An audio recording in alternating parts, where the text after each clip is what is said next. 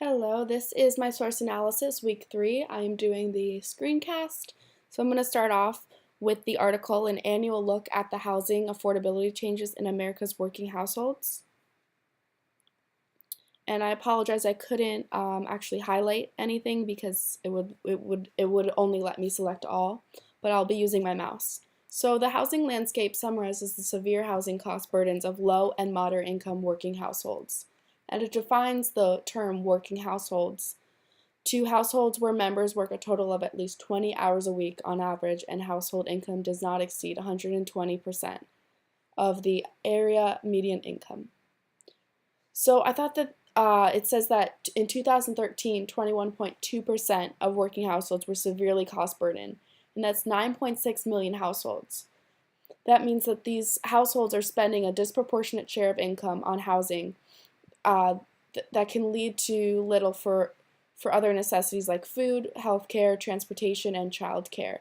On top of this is affecting the local and national level because these households are burdened with these high housing costs. They spend less on non-essential goods and services in their communities. It even says that 15.2% of all household incomes were severely housing cost burdened in 2013. It then goes into a claim that 1 in 4 working renter households is severely housing cost burdened. That's a large amount, and it says that the share of working owners with a severe housing cost burden fell from 21.6% to 17.1% in 2013. And despite this improvement, there were still 3.7 million severely cost burdened working owners. You can see here in this graph, as well as this graph, that renters face steady rise in housing costs while owners have benefited from falling housing costs. So you can see here that these working renters have a 4.9% cost increase, while the owners only have a decrease in 7.2%. You might think, this article says that you might think that these renters' percentage isn't that much, but these renters are the low-income people in the community, and when they have an increase in housing, it's not necessary, they don't have a housing income increase, so they're struggling significantly. It also says that the non-white working households are more likely to be severely cost burdened, and you can see that in this graph here. And then it goes into the extremely low-income households and how they are affected compared to these moderate income people. And these extremely low-income people are the people making minimum wage. And think of what I just told you about the renters increase and these people making minimum wage that their jobs are not ever increasing in cost, but yet their housing continually keeps on increasing and that they can't keep up. It also talks about these policies that, yes, there are some affordability policies in place, but that these need to be substantially improved. For working households, policies must address the complex issues involved and including access to housing as well as its overall cost. Since it's a nationwide data census, it also gives the whole map, and it says that these metro areas are the ones that are really having the percentage of income on housing. You can see here in these dark metro areas. So overall, it shows that these lower income communities are really being affected with the relationship between the housing cost percentage increase and their housing income, which is not increasing, and the results that are happening. My next article is post-recession gentrification and subsidized housing availability and affordable across the United States.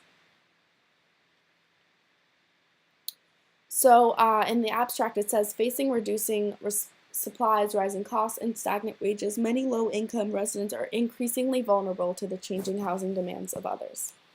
This research may prompt metropolitan and city leaders to address the growing demand and rising costs of urban living across the U.S. and ensure that residents of all incomes have access to safe and affordable housing. You can see here that might be suggesting policy changes. So in the introduction, it's talking about what exactly the term gentrification is, and it says that gentrification usually occurs in neighborhoods and cities and metro areas with low housing costs and tight marketing due to geographic boundaries, low densities, or zoning restrictions. It also says that this paper examines how gentrification is related to the availability and affordability of subsidized housing programs and census tracts across the country. I thought this sentence was also really important. Gentrification, rising rents, limited or declining supply of affordable homes, and flat or declining incomes all come together to paint a troubling picture of the housing situation of many low-income households. It then goes into the hypothesis, which it says that It says that this paper defines gentrification as the process of change that occurs in a neighborhood, including economic development and the displacement of low-income residents with high-income residents. And it says that it occurs in 3 phases. It begins with government intervention, property investment, or new residents moving in. And then it progresses to prices and diversity generally increasing in the second phase of gentrification. And government programs can affect these and some other factors. And this was important while rising home values and could potentially benefit low-income residents who decide to sell. Many low-income household residents rent rather than own their homes and may see higher taxes with increased home values. And the third phase of gentrification captures this displacement. Although various policies attempt to maintain adequate and affordable low-income housing in response to gentrification and redevelopment, they are not without limitations. So, their overall hypothesis is that facing the higher costs that generally come with gentrification, they hypothesize that gentrification has a negative effect on the availability and affordability of government-subsidized housing. Basically, a negative relationship exists between the affordability of government-subsidized housing in a given neighborhood and gentrification in that neighborhood. And I said for their method that they basically want to look to compare the availability of subsidized housing on the level of gentrification in that neighborhood, specifically in 2012 data. And she thinks that in an area with high gentrification, there will be fewer subsidized housing. And it says that the analysis spans the entire country and it includes the 2009 baseline measures to compare to. So they merged the data from the Department of Housing and Urban Development and the Census Bureau's American Community Service. And then the final sample contains over 65,000 census tracts spanning the 50 states and the District of Columbia. And the first model and the second look at the public housing sample. And in the first model, the outcome variable interest is subsidized housing affordability in 2012. And it was consistent with the hypothesis that public housing projects would experience the rising costs of gentrification. These results for the second were also consistent with the hypothesis that gentrification areas would have less availability in public housing units. And as with Model 2, Model 4 also showed consistency that the high gentrification had about 1.7 fewer subsidized housing units available on average than areas with low gentrification consistent with. So although these coefficients on the variable of interest, high in gentrification, are small, they are meaningful relative to the total changes in subsidized rent and subsidized units over the 2009 to 2010 period. So this is saying that basically, although it's only a 1.7 interest, it's very significant for low-income people because they are not receiving more housing income. It says, as the whole sample saw declines between 1.9 and 3 point subsidized units from 2009-2012, the association between high gentrification and total number of subsidized housing is very meaningful. So overall, their data was very consistent and on track with the hypothesis, and gentrification can have positive consequences for neighborhoods, from reducing concentrated poverty to generating new business revenue to enhancing diversity and culture, but it can also have negative consequences for the lowest income residents of a neighborhood, including those in subsidized housing units. This article was very helpful and has so many data and statistics that I'll definitely be using in my video. My third article is Pushed Out, the Hidden Costs of Gentrification, Displacement, and Homelessness. And this was a substantive article.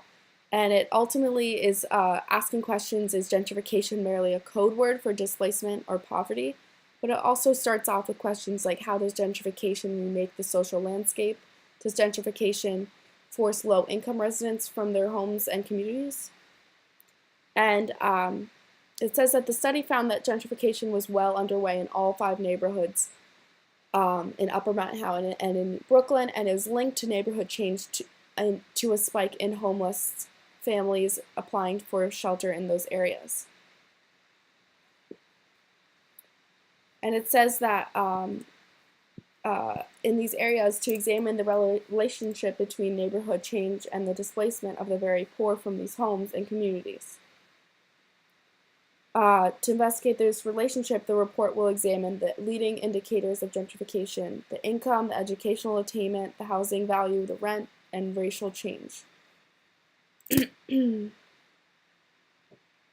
And these several studies suggest that low-income residents are not experiencing massive displacement because of gentrification, but actually benefit from the influx of capital to the area.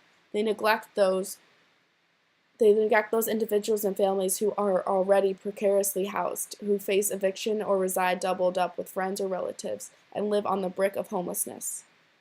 This is really important because there's a lot of articles out there saying that it's the beginning stages of gentrification, and lower income people are not being forced to move out of their homes, but really it has already started. So these newest in-movers often have higher levels of education than the current residents of neighborhood, and this is causing an increase in the level of education of residents in a community. On track is that these people are also, there's more people graduating with college degrees, so there's a lot more competition out there for jobs, and these people are earning a lot more, and there is a lot bigger gap between these lower income residents who have lived there for a long time and these new movers who are making a lot more money. It says the U.S. Department of Housing and Urban Development defines housing affordable when the renters or owners pay no more than 30% of their income toward housing. And in these 3/4 of eastern New York, these renters, this sharp increase in rental prices affects almost everyone in this community.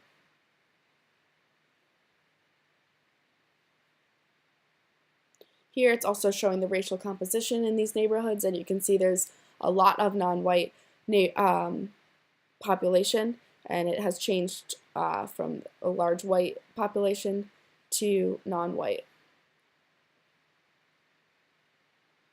So it says shifts in almost all indicators: education, housing value, and racial composition, as well as the modest changes in rental prices, suggest that to varying degrees, they're all on the verge of gentrification.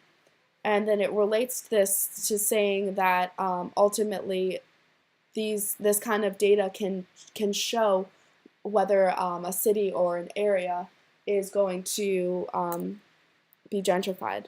And it's no surprise that these East New York has one of the highest incidences of family homelessness in the New York City area. And as the forces of gentrification continue to push deeper into Brooklyn and Queens, more and more very low income and precariously housed families and children will be displaced from their residencies, communities, and schools, and perhaps forced into shelter. Thank you.